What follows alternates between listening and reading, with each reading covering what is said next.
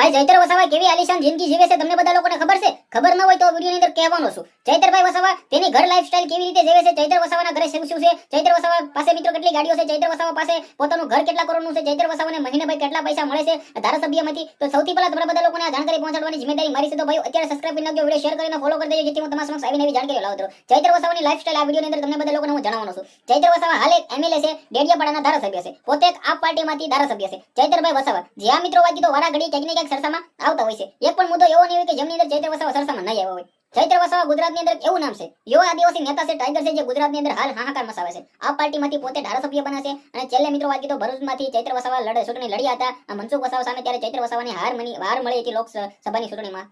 ક્યાંક ને ક્યાંક મિત્રો વાત કીધો ચૈત્રભાઈ વસાવા પોતે ત્યારે એવું કહ્યું હતું કે અમારી હાર નથી, અમારી જીત છે. ચૈત્રભાઈ વસાવાને પ્રેમ મળ્યો હતો એટલા બધા લોકોનું, કારણ કે ચૈત્રભાઈ વસાવા પોતે ક્યાંક ને ક્યાંક આ પાર્ટીની અંદર જે સારું એવું નામ છે ને એ કોના કારણે છે? જે આ મિત્રો વાત કીધો પોતાની મહેનતના કારણે. કારણ કે ચૈત્રભાઈ વસાવા એક એવા નેતા છે જેને ગુજરાતની અંદર હર લોકો ઓળખે છે. ડેડિયાપાડાના એમએલએ છે, ત્યાં પીએમ મોદી સાહેબ પણ સભા કરવા આવ્યા હતા, પરંતુ જેની સભાની અંદર ચૈત્રભાઈ વસાવાની સભાની અંદર એટલા લોકો હતા જેટલા પીએમ મોદી સાહેબની સભાની અંદર પણ લોકો નતા. તમે વિચાર કરી શકો છો કે ચૈત્ર વસાવાનો પાવર શું છે. હવે તમને બધા લોકોને હું જણાવું તો ચૈત્રભાઈ વસાવાને બે પત્ની છે, એક પત્નીનું નામ શકુંતલાબેન છે અને બીજી પત્નીનું નામ ખબર નહીં, પરંતુ હાલ બંને પત્ની સાથે ચૈત્ર વસાવા ખુશ છે.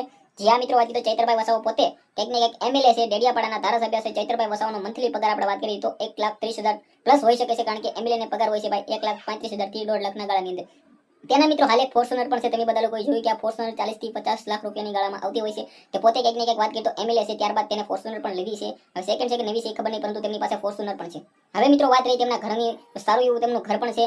ત્યારબાદ મિત્રો વાત કરીએ તો બંને પત્નીઓ સાથે ચૈત્ર વસાવા ક્યાંક ને ક્યાંક જોવા મળે છે. તમે બધા લોકોએ જોયું કે ભાઈ લગ્ન હોય ત્યાં પણ જોવા મળતા હોય છે. ગુજરાતની અંદર ચૈત્રભાઈ વસાવા જે રિવાજ સાથે રહી રહ્યા છે ને આદિવાસી સમાજના લોકોની સાથે હળી મળીને રહી રહ્યા છે. હવે ગુજરાતની અંદર ચૈત્રભાઈ વસાવાનું જે નામ છે, જે અલીશાન, જે આ મિત્રો વાત કરીએ તો બંગલો હોય ને તેની જેટલું તેમનું નામ છે. કારણ કે ચૈત્રભાઈ વસાવા હાલ ગુજરાતની અંદર એક એવા ધારાસભ્ય છે જેમને ક્યાંક ને ક્યાંક પોલીસ સાહેબોની ઊંઘ હરામ કરી દીધી. કારણ કે ખુલ્લેઆમ કોઈની વિશે પણ કંઈ પણ બોલે છે, કોઈ દિવસ ડરતા નથી. જ્યાં પણ સત્ય હોય છે ત્યાં ડરતા હોય છે. કારણ કે ચૈત્રભાઈ વસાવા જે રીતે મિત્રો વાત કરીએ તો ભાષણ કરતા હોય છે ને ભલભલા લોકોના હોશ ઉડાડતા હોય છે. કારણ કે ચૈત્ર વસાવા તમે બધા લોકોએ જોયું કે હાલ જે રીતે મિત્રો વાત કરીએ તો ઝઘડિયા, જે મિત્રો ઝઘડિયાની અંદર જે ઘટના ઘટી હતી, બબાલ ઘટી હતી, આ બબાલને લઈને પણ ચૈત્રભાઈ વસાવા ખુલ્લેઆમ લડત લડ્યા હતા, ગરીબોને ન્યાય આપવા માટે મેદાનમાં આવ્યા હતા. હવે જેમની અંદર મિત્રો વાત કરીએ તો તેમના પર બી એફઆઈઆર પણ ફાટી ગઈ હતી. છતાં ચૈત્ર વસાવાએ હાર ન માનીને ચૈત્ર વસાવા લડત લડવા માટે મેદાનમાં આવી ગયા કે ભાઈ ચૈત્રભાઈ વસાવા કોઈ પણ થી ડરતા નથી. પોલીસને ખુલ્લેઆમ જે કહ્યું હતું, ચૈત્રભાઈ વસાવા પર હાલ આજે એક નોટિસ ફટકારવામાં આવી છે ભરૂચ કોર્ટમાંથી કે ચૈત્રભાઈ વસાવાએ જે કહ્યું છે કે ગુજરાતની પોલીસ દારૂ વેચે છે.